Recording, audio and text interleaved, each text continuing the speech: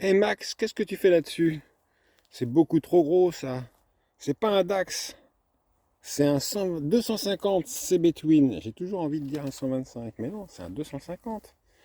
250 CB Twin de 1971.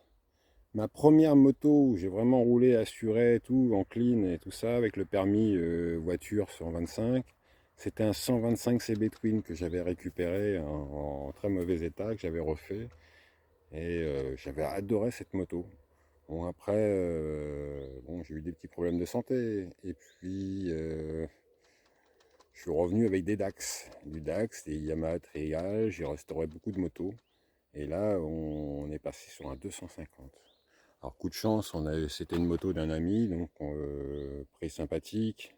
État de conservation correct.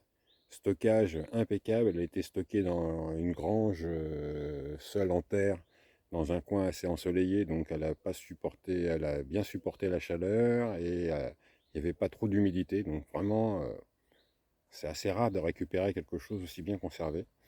Les chromes sont impeccables, ils n'ont pas de piqûres et quoi que ce soit. Donc je vous présente un petit peu la moto, puis on va chercher un petit peu les petits défauts un petit peu ensemble. Alors j'en ai constaté quelques-uns, il y a des petits trucs à vérifier, il y a des petits trucs qui sont pas tout à fait dans le d'origine. Alors cette moto elle va être restaurée, on va pas refaire de peinture, pas de repeinture de cadre et quoi que ce soit, hein. On refait une partie mécanique, c'est-à-dire vidange, nettoyage carbu, redémarrage, voir un petit peu ses problèmes, si elle n'a pas des réglages cube-buteur, des conneries comme ça à faire. Déjà de la redémarrer. Sinon, son kilométrage, bah, je vous ferai voir ça après sur sa planche de bord. Mais moi, je reste bloqué un petit peu sur son frein avant. Donc, c'est un frein avant à double cam. C'est assez joli, je trouve. C'est pas aussi performant qu'un frein à disque, mais à l'époque, double cam, ça freinait quand même pas mal. Et je trouve que c'est une super belle pièce, quoi. Voilà. Ça, c'est le petit truc que j'apprécie pas mal sur cette moto. Après, ah oui, elle a un klaxon de compétition. Pas terrible, hein, ça a dû vous casser les oreilles, mais bon, je continue vite fait. Un garde-boue, bah, un petit peu oxydé, mais vraiment très très léger. Les jantes sont pas oxydées, les pneus sont d'origine, ils ont peut-être été changés, mais ils ont un bel aspect, ils sont pas craquelés. Bon, bien sûr, ils doivent être un peu durs, hein, mais pour l'instant, ça va partir comme ça, hein. Les pneus, ça coûte assez cher, donc pour la rouler, ce sera gentiment avec ça. Donc là, qu'est-ce que j'ai pu constater? Alors j'ai pu constater un truc assez marrant, c'est qu'il y a plein de pièces qui sont aussi surmontées sur les DAX. Les Japonais n'étaient pas cons, hein. C'est-à-dire qu'ils réutilisaient des pièces à droite à gauche. Donc qu'est-ce qu'on reconnaît comme pièce facile? Je ne sais pas si vous voyez, c'est caché. Hop, désolé. Ah ouais, cette pièce-là, vous voyez ça? On le retrouve sur les DAX, même sur les rééditions actuelles. Donc c'est une pièce, ça fait 40 ans qu'elle existe, 50 ans qu'elle existe, ouais, 50 ans, plus de 50 ans qu'elle existe, 50 ans qu'elle est fabriquée, c'est un super plan, quoi. Une pièce aussi longtemps fabriquée, c'est génial. Donc on a un démarreur électrique et un kick, hein, bien sûr. Donc ça c'est sympa. Ah, il lui manque ces deux écussons de 250. Qu'est-ce que j'ai d'autre là? Moi j'ai vu que les deux vis, alors ça c'est la commande, ça doit être le contour. Ouais, le câble de contour, hein, c'était pas un contour électronique. Donc là, on voit que les deux vis sont un peu massacrées. C'est vraiment les deux seules vis pour l'instant que j'ai vu de massacrées. Sympathique. Elle a sa petite boîte à outils d'époque. Alors souvent, ça, c'est une pièce qui est manquante sur les motos. Donc ça, c'est sympa de l'avoir trouvé. La selle, eh ben, la selle, elle n'a pas d'accroc. Une fois bien nettoyée, elle sera belle. Il y a le système d'ouverture de selle qui est là, mais j'ai pas réussi, je pense que c'est ça, mais j'ai pas réussi à la déverrouiller. Donc ça, il va falloir que je regarde un peu mieux. Quand on voit les échappements, alors attendez, les échappements, on voit que les chromes ils sont top nickel, quoi. Une fois bien nettoyés, ça va être impeccable.